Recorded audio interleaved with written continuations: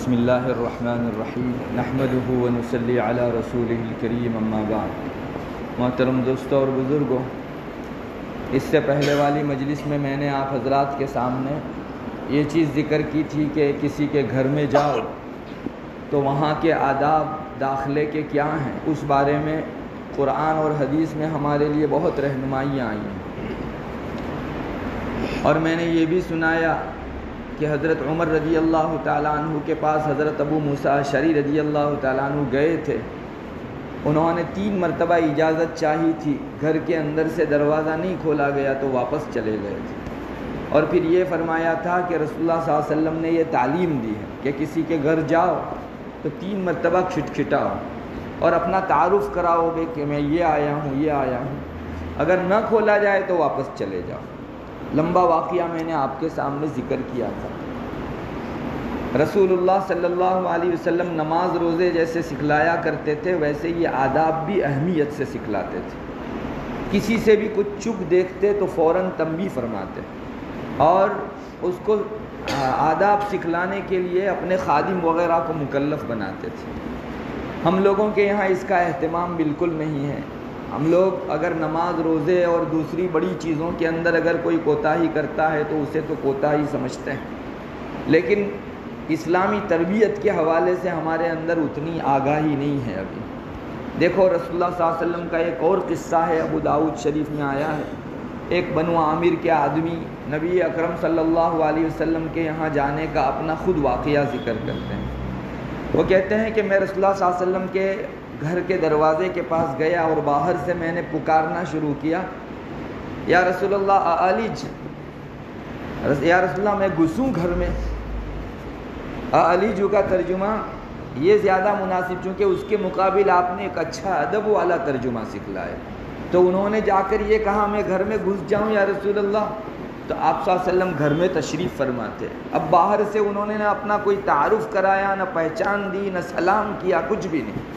تو سیدھے ہی جو ہے بنو عامر کے اس آدمی نے باہر سے پکارنا شروع کیا کہ یا رسول اللہ میں گھر میں گھسوں؟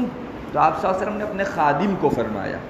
بعض محدثین فرماتے ہیں مادی جو کنیز تھی اس کو آپ نے فرمایا کہ جاؤ باہر جاؤ، اور یہ جو آدمی اس طرح اجازت مانگ رہا ہے اس کو اجازت مانگنے کا سلیقہ سکھلاؤ، اس کو ڈھنگ بتاؤ کہ کس طرح سے اجازت چاہی جاتی ہے۔ پھر آپ صلی اللہ علیہ وسلم نے سکھلایا اس مادی کو کہ ان کو جا کر کہو کہ اجازت ایسے مانگی جاتی ہے، پہلے کہو السلام علیکم ادخل۔ ان کلمات کے ذریعے سے کسی کے گھر میں داخلے کی اجازت مانگا کرو، پہلے سلام کرو۔ مسلمان جب مسلمان سے ملتا ہے چاہے دیوار کے پیچھے سے کیوں نہ ہو، ایک مرتبہ سب سے پہلے اس کو سامنے والے پر سلامتی بھیجنی چاہیے۔ السلام علیکم ورحمۃ اللہ وبرکاتہ، میں کیا داخل ہو سکتا ہوں، آ سکتا ہوں گھر میں؟ گھسنے وغیرہ کی تعبیر بھی ٹھیک نہیں ہے، داخل ہو سکتا ہوں، مجھے اجازت ہے کہ میں گھر میں آؤں، اس طرح کے اچھے کلمات سے انسان کو اجازت چاہنی چاہیے۔ حالانکہ بہت معمولی چیز سمجھی جاتی ہے ہمارے معاشرے میں، بہت سے ماں باپ بھی اپنی اولاد کو اس طرح کے کلمات کے سلسلے میں تربیت نہیں کرتے۔ یہ بچہ تو سیکھ جائے گا، یا اتنی چھوٹی سی بات میں کیا بار بار ٹوک کر اس کی تربیت کرنی ہے؟ مگر رسول اللہ صلی اللہ علیہ وسلم اتنے بڑے مقام رسالت پر رہ کر، بلکہ تمام رسولوں کے سردار کے مقام کے اوپر رہ کر اتنی معمولی سی چیز کی اصلاح فرماتے ہیں۔ ایسے ہی صحابہ کے مزاج بنے ہیں اور وہ مقام صحابیت تک پہنچے ہیں۔ ایسی باریک باریک چیزوں کے اندر ان کی اصلاح کی گئی کہ نہ پوچھیے بات۔ ہم لوگ جس کو توجہ کے قابل نہیں سمجھتے، رسول اللہ صلی اللہ علیہ وسلم کے اہتمام سے اس کی تربیت کروائی جاتی تھی۔ اصل میں بات یہ ہے کہ کوئی گھر باہر سے آنے والا آدمی نو وارد ہو، پہچانتے نہ ہوں ہم لوگ، اور دیوار کے پیچھے سے پتہ بھی نہیں چلتا کہ کون آیا ہے، اگر وہ پہلے سلامتی بھیج دے گا السلام علیکم ورحمۃ اللہ وبرکاتہ کہہ کر، تو گھر کے اندر کے آدمی کو ایک انس ہوگا کہ اس کی جانب سے مجھ کو کوئی تکلیف پہنچے، ایسا نہیں ہے۔ چونکہ باہر آنے والا کوئی چور بھی ہو سکتا ہے، ڈکیت بھی ہو سکتا ہے، ایذا پہنچانے والا کوئی آدمی بھی ہو سکتا ہے، ہمارا دشمن بھی ہو سکتا ہے۔ تو اس نے جو ہی باہر سے السلام علیکم ورحمۃ اللہ وبرکاتہ کہہ دیا، اندر رہنے والے کو اتنا اطمینان ہو گیا کہ اس نے اللہ کے نام سے مجھ پر سلامتی بھیج دی، اللہ کی رحمت بھیج دی، اللہ کی برکت بھیج دی، یعنی میری جانب سے تم سیف، تم مامون، محفوظ، کوئی میری جانب سے تکلیف نہیں پہنچے گی۔ اب بتاؤ ادخلو، کیا میں داخل ہو سکتا ہوں؟ ہمارے یہاں بھی سلام کا یہی طریقہ، اجازت کا یہی طریقہ ہونا چاہیے کہ پہلے ہم سلام کریں، اپنا تعارف کرائیں اور پھر داخلے کی اجازت مانگیں. اور تعارف بھی ایسا کرانا چاہیے کہ سامنے والا آدمی اس تعارف کو جان سکے، ورنہ ایسا تعارف اور ایسی پہچان کروائی کہ آپ جہاں تھے تعارف کے بعد بھی وہیں انجان رہے، تو پھر وہ در حقیقت تعارف نہیں ہوا. رسول اللہ صلی اللہ علیہ وسلم نے اس بارے میں بھی صحابہ کو تنبیہ فرمائی ہے. حضرت جابر ابن عبداللہ رضی اللہ تعالیٰ عنہ کی روایت ہے، وہ فرماتے ہیں ایک مرتبہ میں رسول اللہ صلی اللہ علیہ وسلم کے پاس گیا، باہر سے میں نے کھٹکھٹایا یا اجازت مانگی تو اندر سے آپ نے پوچھا کون؟ تو حضرت جابر کہتے ہیں میں نے کہا انا میں ہوں، اس طرح سے باہر سے کہا. اب دیوار کے پیچھے سے دیکھنے والا آدمی باہر سے کون ہے اس کو نہیں پہچان سکتا، اور وہ بولے انا، تو اس کا تعارف صحیح نہیں ہوا. انا تو سب بول سکتے ہیں، میں ہوں ایسا ہر ایک کہہ سکتا ہے. اپنی ایسی پہچان کراؤ کہ میں جان سکوں کہ میں کس کے لیے دروازہ کھولنے کے لیے جا رہا ہوں. تو آپ نے ناپسندیدگی کا اظہار کرتے ہوئے ان کو اندر ہی سے ٹوکا، انا یعنی میں، یہ کیا چیز ہو گئی؟ تعارف کراؤ، اپنا نام بولو. روایت میں آتا ہے آپ کو یہ چیز ناگوار گزری تھی کہ کوئی آدمی انا کے ذریعے سے تعارف کرائے میں ہوں. بھائی ہم کو نہیں معلوم کہ آپ انا کے ذریعے سے، میں کے ذریعے سے کس کو مراد لے رہے ہیں. تو یہ بھی ایک ڈھنگ تھا سکھلانے کا. ہم میں سے بہت سے لوگوں سے ایسا ہو جاتا ہے کہ انسان اپنے آپ کو دیکھتا ہے تو وہ محسوس کرتا ہے کہ دوسرے کو بھی میں دکھ ہی رہا ہوں، اور انا کہہ کر جیسے میں اپنے آپ کو پہچانتا ہوں، دیوار کے پیچھے سے بھی آدمی مجھے ایسے ہی پہچانتا ہے. حالانکہ یہ ایک تکلیف کا باعث ہے. اگر کوئی نو وارد آئے اپنا تعارف کرائے بغیر صرف میں بولے تو بہت تشویش ہو جاتی ہے. بسا اوقات نہیں دیکھا آپ نے کبھی کبھی کسی کے نام کے اوپر کوئی خط چلا جاتا ہے اور وہاں نام نہیں لکھا ہوا رہتا، تو ایک مستقل تشویش رہتی ہے کہ بھئی بھیجا کس نے. چاہے کوئی دھمکی اور بری چیز کی خبر نہ بھی دی گئی ہو، لیکن سامنے والا ایک درجہ پریشانی میں گزارتا ہے کہ بھئی یہ بھیجنے والا ہے کون، جس کو ہمارے ہاں ننامی خط بولا جاتا ہے. ننامی خط مستقل تشویش کا باعث ہے. کبھی آدمی بھول بھی جاتا ہے اور کبھی جان بوجھ کر نہیں لکھتا، تو جس کے نام خط پہنچا اس کے لیے ایک مستقل تشویش. موبائل میں بھی ایسا ہوتا ہے، کبھی کسی نے کوئی پیغام بھیجا لیکن نام لکھنا بھول گیا اور ہم کو اس کے نمبر کا تعارف نہیں ہے، تو ایسے موقع کے اوپر بہت مشکل ہو جاتا ہے کہ یہ کس شخص نے جو ہے ٹیکسٹ میسیج ہم پر بھیجا ہے، ہم کو معلوم ہی نہیں. یہ چیز تشویش کی ہے اور ایسی ہے کہ یوں کہنے کو بہت معمولی، لیکن مسلمان کی ایذا کا باعث، تکلیف کا باعث ہونے کے ناطے بہت اعلیٰ درجے کی. آپ کو معلوم ہے ہماری شریعت کے اندر ایذاء المسلم حرام، مسلمان کو تکلیف دینا شریعت میں حرام ہے، گناہ ہے، کبیرہ ہے. تو ہماری وجہ سے اگر کسی کو تشویش ہو اور ہماری تعبیر کی وجہ سے، صحیح پہچان نہ دینے کی وجہ سے، مسلمان کو اس سے پرہیز کرنا چاہیے. حضرت جابر بھی خود صحابی ہیں، ان کے والد بھی صحابی ہیں، حضرت جابر ابن عبداللہ رضی اللہ تعالیٰ عنہ. اس روایت میں یہ بھی حضرت جابر کے والد کی وفات ہو گئی تھی تو ان کے والد پر دین بہت تھا، تو اس دین کے بارے میں، قرض کے بارے میں حضرت جابر رسول اللہ صلی اللہ علیہ وسلم سے ملاقات کے لیے گئے ہوئے تھے. اس روایت میں اتنا ہی ہے، میرے دین کے سلسلے میں رسول اللہ صلی اللہ علیہ وسلم سے بات کرنے گیا، مجھ سے تعارف صحیح نہ ہوتے ہوئے صرف انا نکل گیا، تو آپ صلی اللہ علیہ وسلم کو یہ چیز ناگوار ہوئی تھی. آپ کو معلوم ہونا چاہیے حضرت جابر رضی اللہ تعالیٰ عنہ کے والد جو عبداللہ تھے، ان کی احد میں وفات ہو گئی تھی.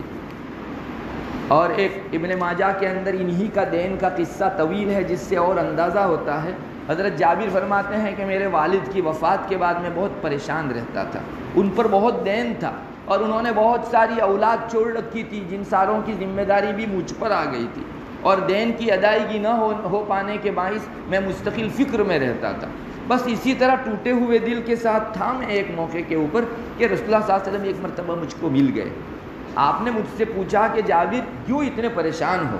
تو حضرت جابر فرماتے ہیں کہ میں نے کہا یا رسول اللہ میرے والد کا انتقال ہو گیا، وہ حد میں شہید ہو گئے وہ، اور بہت دین چھوڑا ہے اور بہت سارے ایسے چھوٹے چھوٹے ذریات چھوڑے ہیں جن سب کی ذمہ داری مجھ پر آ گئی ہے. تو رسول اللہ صلی اللہ علیہ وسلم نے حضرت جابر کو فرمایا کہ تمہیں پتہ ہے اللہ تعالیٰ نے جب تمہارے والد سے ملاقات کی تو اس وقت کیا ماجرا پیش آیا تھا، کیا قصہ پیش آیا تھا. ان کے دل کو رکھنا تھا، اور وہاں کا ایک شہید ہو کر جانے والے کے لیے کتنا اعزاز ہے وہ امت کو بتانا بھی تھا. تو آپ صلی اللہ علیہ وسلم نے پوچھا حضرت جابر کو کہ تمہارے والد عبداللہ شہید ہوئے، اللہ تعالیٰ کے یہاں ان کی پیشی ہوئی، تو اللہ تعالیٰ کے ساتھ کیا تمہارے والد کی بات چیت ہوئی تمہیں پتہ ہے؟ تو حضرت جابر نے فرمایا حضرت مجھ کو پتہ نہیں اللہ کے ساتھ کیا بات چیت ہوئی۔ حضرت نبی کریم صلی اللہ علیہ وسلم نے فرمایا کہ تمہارے والد سے اللہ بالمشافہ ملے، جس کو ہم اپنی ٹھیٹھ زبان میں ترجمہ کریں تو فیس ٹو فیس ملاقات کی، ایسا کہہ سکتے ہیں، آمنے سامنے اللہ تعالیٰ نے جو عبداللہ کو کھڑا کیا تمہارے ابو کو اور یہ پوچھا کہ عبداللہ کیا چاہتے ہو؟ تم جو چاہو میں دینے کے لیے تیار ہوں۔ تو تمہارے ابو نے، والد نے، عبداللہ نے جانتے ہو کیا جواب دیا؟ حضرت جابر نے فرمایا اللہ و رسول عالم۔